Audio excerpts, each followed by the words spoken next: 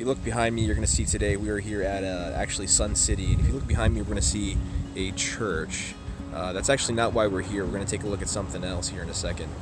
So most people don't know that this is actually going to be a location called Marinette. It's a ghost town that used to be here in the area. I guess in some ways it's been known to be in Youngtown now. It's in some other locations, but the general idea is that it was a city here that is no longer here.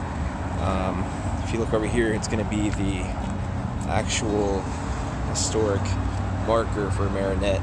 It says the unincorporated town of Marinette, Arizona existed in this area prior to 1920 until 1957, when the United States Post Office serving the town was moved to Youngtown, Arizona. Marinette owned and operated the Southwest Cotton Company and symbolized the importance that played by the cotton industry in the early development of the state. So dedicated in 1985, and again, it's right here outside of this location.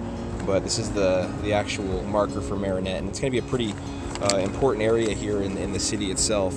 There's actually a book out about the people who worked at the historical marker. It's called Los Campos, the camps of the Litchfield Park, and records some of the history. Existed.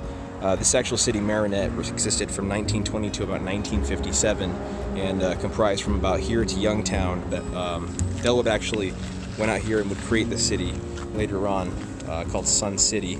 So this is created by Del Webb, Sun City. That marker is going to be basically the only thing left over of what was known to be the city of Marinette. It was mostly a work town. People who worked in the actual cotton industry would basically live here, work here, and then the city collapsed after that, but did become part of Youngtown. Basically, other couple towns did become part of this area, and now that marker is all that's really left over. So this is the site.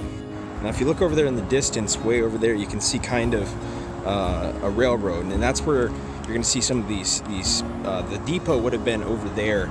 Now the actual depot location is actually going to be in a weird spot now. It's been transported over to the McCormick-Stillman Park in Scottsdale. We're actually going to go over there and probably hopefully get a look at that and see what kind of condition it's in. We've been there before. I just don't recall exactly which building it is. We'll get over there and take a look. But that's going to be the actual railroad that brought this place to life. Of course, it's been refurbished and changed a little bit, but this is the location over there.